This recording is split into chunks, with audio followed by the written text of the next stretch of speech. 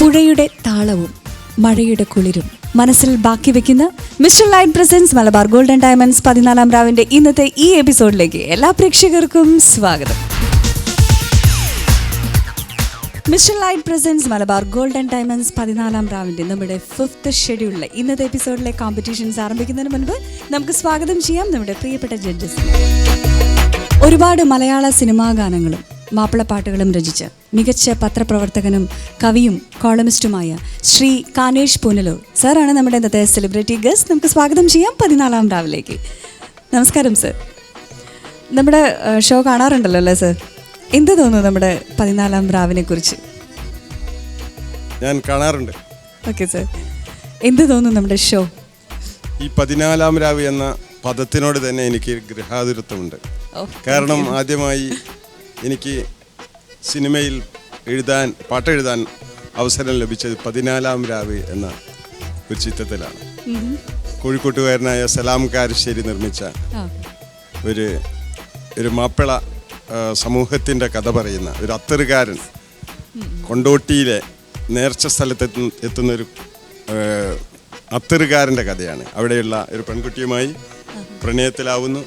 അങ്ങനെ ആദ്യം തന്നെ നമ്മുടെ ഏറ്റവും നല്ല മ്യൂസിക് ഡയറക്ടേഴ്സിൽ ഒരാളായ കെ രാഘവ മാസ്റ്ററുടെ സംഗീതത്തിൽ എനിക്ക് ടി ജയചന്ദ്രൻ പാടിയ 2 പാട്ടുകൾ എഴുതുവാൻ കഴിഞ്ഞു. അതുകൊണ്ട് തന്നെ ഈ 14-ാം രാവിനോട് എനിക്ക് മുറിച്ചെറിയാൻ കഴിയാത്തൊരു ബന്ധമുണ്ട്. ഇപ്പോൾ റിയാലിറ്റി ഷോകളിൽ മാപ്പിളപ്പാട്ട് ലോകമാകമാനം പ്രിയപ്പെട്ടതായി തീർന്നിരിക്കുകയാണ്. തികച്ചും വ്യതിരിക്തമായി എന്ന് തന്നെ പറയാം. ഈ പുതിയ കാലത്താണെങ്കിലും ഏത് കാലത്തും സർഗതനായ ആളുകൾ എഴുതിയാലും അവരുടെ രചനകളും അതിൻ്റെ സംഗീതത്തിനുമൊക്കെ തീർച്ചയായും അതിൻ്റേതായ മൂല്യമുണ്ട്. ഈ നമ്മളൊക്കെ പഴയ പാട്ടുകൾ മാത്രമാണ് നല്ലതെന്നൊക്കെ ഉള്ളത് ശരിയല്ല. ഒരുപാട് മോശം പാട്ടുകൾ വരുമ്പോഴും നല്ല പാട്ടുകൾ ഇക്കാലത്ത് ജനിക്കുന്നുണ്ട്. അതിനെയൊക്കെ പ്രോത്സാഹിപ്പിക്കുന്ന വിധം ഒരുപാട് പാട്ടുകൾ ഈ 14-ാം രാവിൽ അവതരിപ്പിക്കപ്പെട്ട് കഴിഞ്ഞു.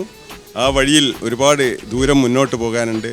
വളരെ വ്യതിരിക്തമായ ഇവിടെ ഒരുപാട് കാലത്തെ പരിചയമുള്ള ഫൈസൽ ലൈറ്റിൽ നിങ്ങൾക്കറിയാം. അദ്ദേഹം രചനകളെ പറ്റിയൊക്കെ ഒരുപാട് അവബോധമുള്ള ആളാണ്. പിന്നെ ഷാൻ നല്ലൊരു മ്യൂസിക് ഡയറക്ടർ തന്നെയാണ്. വെസ്റ്റേൺ മ്യൂസിക്കിലാണ് അദ്ദേഹത്തിൻ്റെ അവഗാഹമെങ്കിലും അദ്ദേഹം എന്നെക്കൊണ്ട് പാട്ടെഴുതിക്കാനുള്ള അബദ്ധം കാണിച്ചിട്ടുള്ള വ്യക്തിയാണ്. റഹനയും ഒരുപാട് പാട്ടുകൾ, ഒരുപാടൊന്നുമില്ലെങ്കിലും ചില പാട്ടുകളൊക്കെ എൻ്റേതായി പാടിയിട്ടുണ്ട്.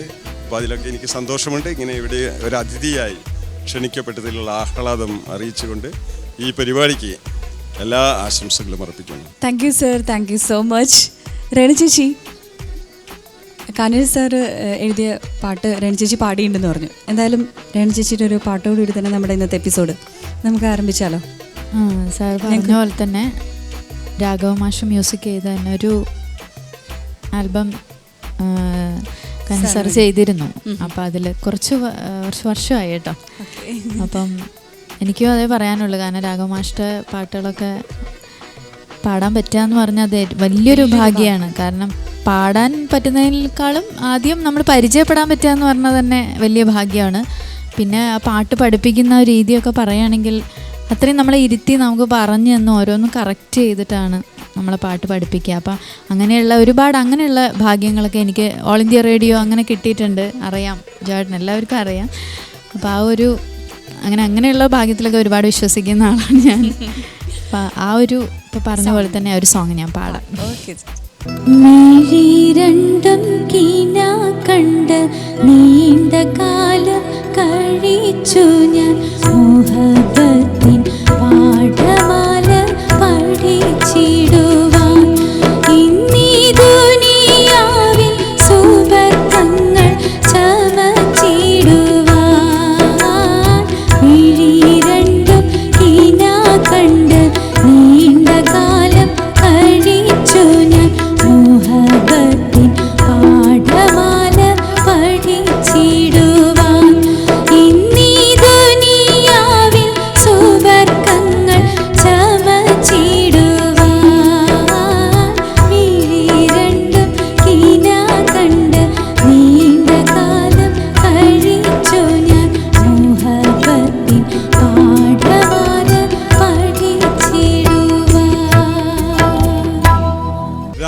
മാസ്റ്ററെ പറ്റി ഓർക്കുമ്പോൾ എനിക്ക് ഒരിക്കലും മറക്കാൻ കഴിയാത്തൊരു കാര്യം പറയാനുണ്ട്. കാരണം പുതിയ സംഗീത സംവിധായകവുമായി കുറച്ചൊക്കെ വർക്ക് ചെയ്യാൻ കഴിഞ്ഞിട്ടുള്ള വ്യക്തിയാണ് ഞാൻ. അപ്പോൾ അവർക്കൊക്കെ അധികവും ട്യൂണിട്ട ശേഷമാണ് നമ്മൾ പാട്ട് എഴുതുക. അപ്പോൾ ഒരു മീറ്ററിൽ അവർ നിർദ്ദേശിച്ച മീറ്ററിൽ എത്ര നമ്മുടെ ആശയം എത്ര ഈ ശുഷ്കമായി പോയാലും അവിടേക്ക് ഇണങ്ങുന്ന ഒരു വാക്ക് മതി അവർക്ക്, അല്ലെങ്കിൽ ഒരു വാചകം മതി. അങ്ങനെയാണ്. അതേസമയം രാഘവൻ മാഷ കൂടെ ഞാൻ ഒരു ആൽബത്തിനും 2 സിനിമകൾക്കും വേണ്ടി വർക്ക് ചെയ്തിട്ടുണ്ട്. ഒരു സിനിമ എൻ്റെ നിർഭാഗ്യത്തിനും ഒരു പക്ഷേ മലയാളക്കരയുടെ ഭാഗ്യത്തിനും ഇറങ്ങാതെ പോയി എന്ന് ഞാൻ വിചാരിക്കുകയാണ്. അപ്പോൾ അദ്ദേഹത്തോടൊത്ത് വർക്ക് ചെയ്യുന്ന സമയത്ത് അദ്ദേഹം ചോദിക്കും, പലപ്പോഴും പല വരികളും അങ്ങനെ എഴുതാൻ പറയുമ്പം ചോദിക്കും, അവിടെ തെറ്റൊന്നും. ഞാൻ അദ്ദേഹത്തെക്കാൾ ഇത്ര ചെറിയ മനുഷ്യനാണ് പ്രായത്തിലും അല്ലാതെയും എന്നെനിക്കറിയാം. പക്ഷേ എങ്കിലും അദ്ദേഹം ചോദിക്കും, അല്ല അവിടെ ഒരു തെറ്റൊന്നുമില്ലല്ലോ കാനേഷ്, സാഹിത്യപരമായ അബദ്ധമൊന്നുമില്ലല്ലോ എന്ന് വിനയപൂർവ്വം ചോദിക്കുന്ന ആ മനസ്സിൻ്റെ മഹത്വം ഞാൻ ഓർക്കുകയാണ്. ഞാൻ രഹനോട് ആവശ്യപ്പെടുകയാണ്, അദ്ദേഹം ട്യൂണിട്ട് പി ജയചന്ദ്രൻ പാടിയ പാട്ട്. ഇപ്പോൾ മറ്റൊരു കാര്യം കൂടി ഓർക്കുകയാണ്, പി ജയചന്ദ്രൻ അത് പാടിയത് 80-ലാണ് ആ പാട്ട് എന്നാണ് എൻ്റെ ഓർമ്മ. വളരെ വർഷങ്ങൾക്ക് ശേഷം ഞാൻ കുറച്ചു കാലം പ്രവാസിയായിരുന്നു. മടങ്ങി വന്ന് ഒരിക്കൽ മഹാറാണി ഹോട്ടൽ കോഴിക്കോട് വെച്ച് താഴെ നിൽക്കുമ്പോൾ ആരോ പറഞ്ഞു ജയചന്ദ്രൻ മുറിയിലുണ്ട് മുകളിൽ നിന്ന്. അപ്പോൾ എനിക്കൊരു തമാശ തോന്നി. ഞാൻ റിസപ്ഷനിലെ ഫോണെടുത്ത് അദ്ദേഹത്തെ വിളിച്ചു. ഞാൻ കാനേഷ് പൂനൂരാണ്, എന്നെ ഓർമ്മയുണ്ടോ? ഒന്നും മറുപടി പറയാതെ അദ്ദേഹം പനിനീര് പെയ്യുന്നു എന്ന് തുടങ്ങുന്ന ആ ഗാനം ആലപിക്കുകയായിരുന്നു.